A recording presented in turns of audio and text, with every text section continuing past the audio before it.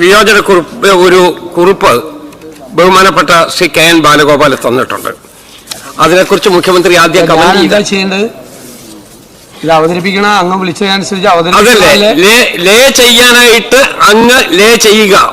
ലേ ചെയ്തതിന് ശേഷം ഒരു വിയോജനക്കുറിപ്പുള്ള കാര്യമാണ് ഞാൻ പറയുന്നത്. ലേ ചെയ്യട്ടെ, സഭയുടെ പ്രോപ്പർട്ടി ആകട്ടെ.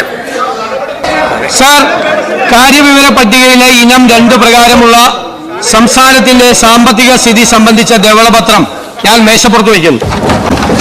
സാർ, ഇനി അങ്ങേക്കുള്ള ഒബ്ജക്ഷൻ പറഞ്ഞോളൂ.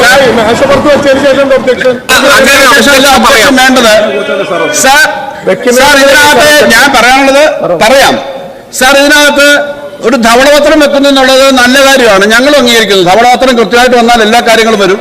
ധവളപത്രത്തിനകത്ത് വരുന്നതിന് ഒരു കാര്യവും നമുക്ക് പേടിയില്ല, വിഷമമില്ല എന്ന് മാത്രമല്ല, നുണ പറഞ്ഞുകൊണ്ടിരിക്കുന്നത് മാറി സത്യം പുറത്തു വരുന്നത് നല്ലതാണ്.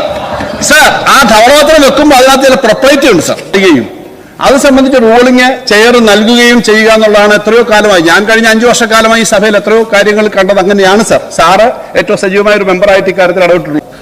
ബഹുമാനപ്പെട്ട മുഖ്യമന്ത്രി, ഒന്നാമത്തെ കാര്യം, നിയമസഭ നടപടിക്രമങ്ങളുടെ ഒരു ലിസ്റ്റ് നിയമസഭ പബ്ലിഷ് ചെയ്തതിന് ശേഷം ആ നടപടിക്രമങ്ങൾ അനുസരിച്ച് മേശപ്പുറത്ത് വയ്ക്കുന്ന ഒരു കടലാസ് എന്ന ഐറ്റത്തിലാണ് ഞാൻ ഈ ധവളപത്രം മേശപ്പുറത്ത് വെച്ചത്.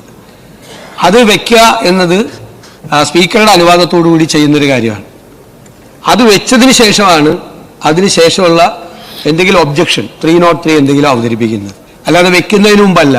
അത് നിയമസഭാ നടപടിക്രമങ്ങൾ അങ്ങ് 5 വർഷം അങ്ങേക്ക് അറിയാമെന്ന് പറഞ്ഞു, എനിക്ക് 25 വർഷം അറിയാവുന്ന ആളാണ്. ഇതാണ് നടപടിക്രമം. അങ്ങ് പരിശോധിച്ചാൽ മതി.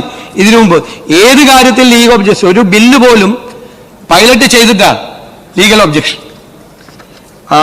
ഇത് സംബന്ധിച്ച് ബഹുമാനപ്പെട്ട മുൻ ധനകാര്യമന്ത്രി ശ്രീ കെ എൻ ബാലഗോപാൽ ഉന്നയിച്ച എല്ലാ കാര്യങ്ങളെയും വളരെ അടിസ്ഥാനരഹിതമായ കാര്യങ്ങളാണ് ഇവിടെ പറഞ്ഞത്.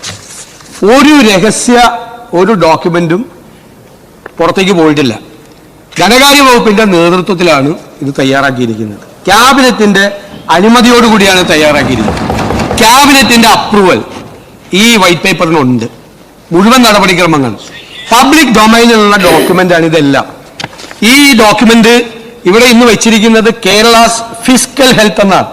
കേരളത്തിന്റെ സാമ്പത്തിക ആരോഗ്യത്തെക്കുറിച്ചുള്ള ഒരു സ്റ്റേറ്റസ് റിപ്പോർട്ടാണ് ഗവൺമെന്റ് സഭയിൽ വെച്ചിരിക്കുന്നത്. കാരണം കേരളത്തിലെ ജനങ്ങൾ അറിയണം, കേരളത്തിലെ സമ്പദ് വ്യവസ്ഥയുടെ യഥാർത്ഥ ചിത്രം എന്താണ് എന്ന് കേരളത്തിലെ ജനങ്ങൾ, സാധാരണക്കാരായ ആളുകൾ, MLA-മാർ, മന്ത്രിമാർ, ജനപ്രതിനിധികൾ, ഇത് തയ്യാറാക്കുന്ന ആളുകൾ എല്ലാവരും അറിയണം. ബ്യൂറോക്രസി എല്ലാവരും അറിയണം ഇതെന്താണ് കേരളത്തിന്റെ യഥാർത്ഥ സമ്പദ് വ്യവസ്ഥ. ഇതെല്ലാം പബ്ലിക് ഡൊമൈനിലുള്ള വിവരങ്ങൾ മാത്രമാണ്. ഇത് നമുക്കറിയാം. ഇപ്പൊ CDS-ൽ പരിശോധിച്ചാൽ CDS-ന്റെ ചെയർമാൻ ഇതിനകത്ത് കമ്മിറ്റി അംഗമാണ്. CDS-ൽ എല്ലാ ഡോക്യുമെന്റും ഉണ്ട്. ഗുലാത്തി ഇൻസ്റ്റിറ്റ്യൂട്ടിൽ അവരുടെ സഹകരണം ഞങ്ങൾ തേടിയിട്ടുണ്ട്. അവരുടെ എല്ലാ ഡോക്യുമെന്റും ഉണ്ട്. മാത്രമല്ല, എല്ലാ വർഷവും ബജറ്റിൽ പ്രഖ്യാപിക്കുന്ന കാര്യങ്ങളാണ് ഈ ഡോക്യുമെന്റ്സ് എന്ന് പറയുന്നത്. എല്ലാ വർഷത്തെയും ബജറ്റിന്റെ ഡോക്യുമെന്റിൽ, പ്ലാൻ ഡോക്യുമെന്റ്, ഇതൊന്നും ഒരു രഹസ്യ സ്വഭാവമുള്ള ഒരു ഡോക്യുമെന്റും ഇതിനകത്തില്ല. എല്ലാം പബ്ലിക് ഡൊമൈനിലുള്ള മുഴുവൻ ഡോക്യുമെന്റുകളും കൃത്യമായി അനലൈസ് ചെയ്തിരിക്കുകയാണ്. അതിന് ഏറ്റവും വിദഗ്ധരായ 3 പേരുടെ സഹായം ഞങ്ങൾ തേടി.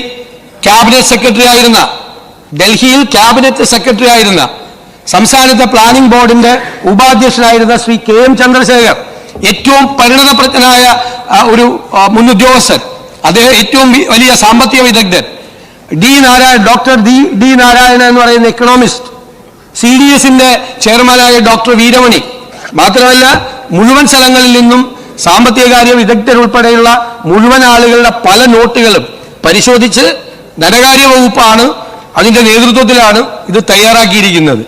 ഇത് നമുക്ക് എല്ലാ കാര്യങ്ങളും നമുക്കറിയാം എന്ന് നമ്മളങ്ങ് വിചാരിക്കരുത്. നമുക്ക് അറിയാൻ പാടില്ലാത്ത ഒരുപാട് കാര്യങ്ങളുണ്ട്. ഈ ഗവൺമെന്റ് ആഗ്രഹിക്കുന്നത് വിദഗ്ധരായ ആളുകളുടെ, ഓരോ രംഗത്തെയും വിദഗ്ധരായ ആളുകളുടെ സേവനം ഉറപ്പാക്കി അവരുടെ ഉപദേശം തേടി ാണ് ഓരോ കാര്യങ്ങളും ചെയ്യാൻ തീരുമാനിച്ചിട്ടുള്ളത്. എല്ലാ കാര്യങ്ങളിലും നമുക്ക് എല്ലാ കാര്യങ്ങളെയും കുറിച്ച് പൂർണ്ണമായി അറിവുള്ള ആളുകളല്ല. ലോകത്ത് ഒരുപാട് മാറ്റങ്ങൾ നടക്കുകയാണ്, ഒരുപാട് സംഭവവികാസങ്ങൾ ഉണ്ടാകുകയാണ്. അതെല്ലാം അറിയാനും അത് മനസ്സിലാക്കാനും അതനുസരിച്ചുള്ള ഒരു പുതുയുഗ കേരളം കെട്ടിപ്പടുക്കാനുമാണ് ഈ ഗവൺമെന്റ് നിൽക്കുന്നത്. ഞാൻ വളരെ അഭിമാനത്തോടു കൂടി പറയുന്നു, ഇവിടെ പലപ്പോഴും വെച്ചിട്ടുള്ള പല വൈറ്റ് പേപ്പറുകളും പൊളിറ്റിക്കൽ ഡോക്യുമെന്റാണ്. ഇത് it's not a political document. ഇത് സംസ്ഥാനത്തിന്റെ സാമ്പത്തിക ആരോഗ്യം സംബന്ധിച്ച ഒരു സ്റ്റേറ്റസ് റിപ്പോർട്ടാണ്. ഇത് കേരളത്തിന്റെ ഭാവി കെട്ടിപ്പടുക്കുന്നതിന് വേണ്ടി ഏറ്റവും പ്രയോജനം ചെയ്യാൻ പോകുന്ന അടിസ്ഥാന ഡോക്യുമെന്റ് ആണ്. കെട്ടിപ്പൊക്കിയ മിഥ്യകളൊന്നും ശരിയല്ല എന്ന് ഞാനിപ്പോ അതിനെക്കുറിച്ച് ഇതിന്റെ വിശദാംശങ്ങളിലേക്ക് പോകുന്നില്ല. അതെല്ലാം വായിച്ചു നോക്കിയിട്ട് എല്ലാവരും മനസ്സിലാക്കിയാൽ മതി. കെട്ടിപ്പൊക്കിയ മിഥ്യകൾ ഒരിക്കലും ഒരു സംസ്ഥാനത്തിന്റെ സമ്പദ് വ്യവസ്ഥയും ഒരു പ്ലാനും തയ്യാറാക്കുമ്പോൾ അതിന്റെ അടിസ്ഥാനപരമായ കാര്യങ്ങൾ പോലും ശ്രദ്ധിക്കാതെ സമ്പദ് വ്യവസ്ഥയുടെ അടിത്തറ കുഴിമാന്തുന്ന സംഭവങ്ങൾ ഇതെല്ലാം നമ്മൾ അറിയണ്ടേ? നമ്മൾ അറിയണമെങ്കിൽ വിദഗ്ധ ഉപദേശം വേണം. ആ വിദഗ്ധ ഉപദേശം ഈ സർക്കാർ ഇനിയുള്ള എല്ലാ കാര്യങ്ങളിലും നേടിക്കൊണ്ടായിരിക്കും മുന്നോട്ട് പോകുന്നത്. ആ വിദഗ്ധരുടെ സേവനവും അവരുടെ ഉപദേശവും ഈ വൈറ്റ് പേപ്പർ തയ്യാറാക്കുന്നതിന് സഹായകരമായിട്ടുണ്ട്. അവരോട് നന്ദി പറയാൻ കൂടി ഞാൻ അവസരം ഉപയോഗിക്കുന്നു.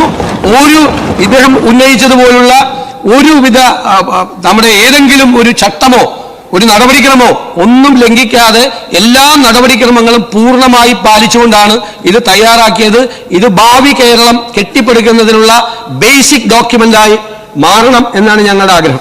Yes.